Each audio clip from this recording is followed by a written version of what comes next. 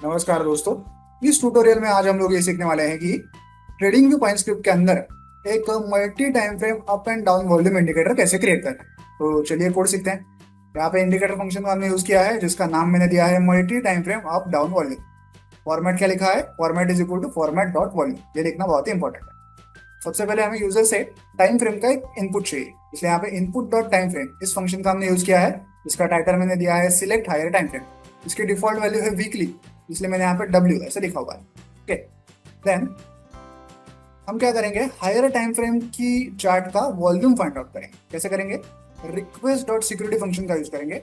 उसमें सबसे पहले सिम इन्फो डॉट टिकर आईडी ये लिखेंगे। इससे क्या होगा, जिस भी चार्ट पे हमने इस इंडिकेटर को ऐड किया है उस चार्ट का नाम अपने आप इस फंक्शन में यहाँ पे आ जाएगा। देन हमारे जो हायर टाइम फ्रेम का वेरिएबल है उसको लिखेंगे, क्योंकि हमें वॉल्यूम फाइंड आउट करना है वॉल्यूम को लिखेंगे और आगे ब्रैकेट 1 लिखा है। इससे क्या होगा, देखिए हम लोग यहाँ पे वीकली चार्ट का वॉल्यूम फाइंड आउट कर रहे हैं। ओके, तो क्या होगा, वीकली चार्ट की जो करंट कैंडल है, लेटेस्ट कैंडल है जो लाइव है फिलहाल, उसका डेटा एक्सेस ना करते हुए जो प्रीवियस कैंडल है जो अब क्लोज हो चुकी है और जिसका डेटा एक्सेस करना अब सेफ है, हम लोग उसका डेटा एक्सेस कर रहे हैं। क्योंकि प्रीवियस कैंडल का डेटा एक्सेस करना है यहाँ पे, इसलिए ब्रैकेट 1 ऐसे लिखा हुआ है। ऐसा करने से क्या होगा कि हमें इंडिकेटर रीप्रिंटिंग इशू का सामना नहीं करना पड़ेगा। ओके, हमने वीकली चार्ट के वॉल्यूम का डेटा यहाँ पे एक्सेस कर लिया। ओके, आगे दो टेक्निकल इनपुट्स है, इनको आपको फिलहाल समझने की जरूरत नहीं है, आपको बस इन्हें मेंशन करना है। यहाँ इस वेरिएबल में हमें हायर टाइम फ्रेम का वीकली चार्ट का वॉल्यूम मिल चुका है। अब हम लोग अप एंड डाउन वॉल्यूम को फाइंड आउट करेंगे। कैसे करेंगे, अप वॉल्यूम को कैसे फाइंड आउट करेंगे, देखिए अगर करंट कैंडल की क्लोज वैल्यू उसकी प्रीवियस कैंडल की क्लोज वैल्यू से बड़ी हुई तो हम लोग इस वेरिएबल में हायर टाइम फ्रेम का जो वॉल्यूम है उसे स्टोर करेंगे। ओके, अदरवाइज हम लोग कुछ भी स्टोर करेंगे। सिमिलरली डाउन वॉल्यूम कैसे फाइंड आउट करेंगे, करंट कैंडल की क्लोज वैल्यू अगर प्रीवियस कैंडल की क्लोज वैल्यू से छोटी हुई तो हम लोग यहाँ पे क्या करेंगे, हायर टाइम फ्रेम का वॉल्यूम स्टोर करेंगे। लेकिन यहाँ पे हम लोग इस वॉल्यूम को -1 से मल्टीप्लाई करेंगे। ओके, क्योंकि एक डाउन वॉल्यूम है तो हमें इसकी वैल्यू नेगेटिव में चाहिए। ओके, और अगर ये कंडीशन फॉल्स होगी तो हम लोग कुछ भी स्टोर नहीं करेंगे।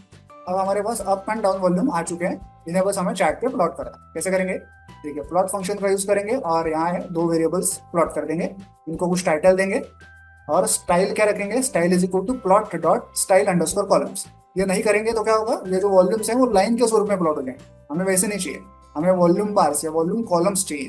तो इसलिए यहाँ पे स्टाइल लिखना बहुत ही इंपॉर्टेंट है और आगे उनका कलर मेंशन करना है। अप वॉल्यूम का कलर होगा ग्रीन, डाउन वॉल्यूम का कलर होगा रेड, और इन दोनों के बीच में हमें एक जीरो लाइन भी चाहिए। तो यहाँ पे देखिए प्लॉट फंक्शन का यूज करके हमने जीरो लाइन को भी प्लॉट। ओके, तो सिंपल सा कोड है। चलिए इस इंडिकेटर को चार्ट पे ऐड करके इसे चेक करते हैं। देखिए यहाँ मैं निफ्टी के डेली चार्ट पे हूँ, यह हमारा multi time frame up and down volume indicator है। देखिए जहाँ जहाँ पे करंट कैंडल की क्लोज वैल्यू प्रीवियस कैंडल की क्लोज वैल्यू से बड़ी है वहाँ वहाँ पे हमारा वॉल्यूम ग्रीन है। ओके, और इस जीरो लाइन से ऊपर है, ये जो सफेद लाइन है ये जीरो लाइन है। और जहाँ जहाँ पे करंट कैंडल की क्लोज वैल्यू प्रीवियस कैंडल की क्लोज वैल्यू से छोटी है वहाँ वहाँ पे वॉल्यूम रेड है। ओके, और ये जीरो लाइन से नीचे है। Okay, green volume zero line से ऊपर है और पॉजिटिव है, रेड वॉल्यूम जीरो लाइन से नीचे है और नेगेटिव है। आप यहाँ पे वॉल्यूम की वैल्यू भी देख सकते हैं। जब भी ग्रीन लाइन पे मैं अपना ग्रीन वॉल्यूम पे अपना कर्सर रखता हूँ तो वॉल्यूम पॉजिटिव है, रेड पे रखता हूँ तो वॉल्यूम नेगेटिव है। ओके, लेकिन मजे की बात क्या है, भले हम लोग डेली चार्ट पे हैं लेकिन ये जो वॉल्यूम देख रहे हैं हम, ये किस चार्ट का है, ये है वीकली चार्ट का। क्यों, क्योंकि हमने यहाँ पे higher time frame weekly select किया। ओके, वैसे अगर मैं यहाँ पे मंथली सिलेक्ट करूँ तो देखिए अब जो वॉल्यूम दिख रहा है वो मंथली चार्ट का वॉल्यूम हमें डेली चार्ट पे दिखाई दे रहा है। ओके, क्योंकि हमने यहाँ पे हायर टाइम फ्रेम वैसे सिलेक्ट किया। एक इंपॉर्टेंट बात यह है कि यहाँ जो आपका करंट चार्ट है उससे बड़ी टाइम फ्रेम है आपको यहाँ से चूज करनी है। कभी भी सेम टाइम फ्रेम या छोटी टाइम फ्रेम चूज नहीं करनी है, अदरवाइज आपको इंडिकेटर रिम्प्रिंटिंग इशू का सामना करना पड़ सकता है। तो आई होप आप ये पूरा कोड समझ गए होंगे। वीडियो में दिखाए गए इस कोड को डाउनलोड करने के लिंक मैंने वीडियो के नीचे डिस्क्रिप्शन बॉक्स में दे दिया, आप चाहें तो वहां से कोड डाउनलोड कर सकते हैं। वीडियो को एंड तक देखने के लिए धन्यवाद, थैंक यू।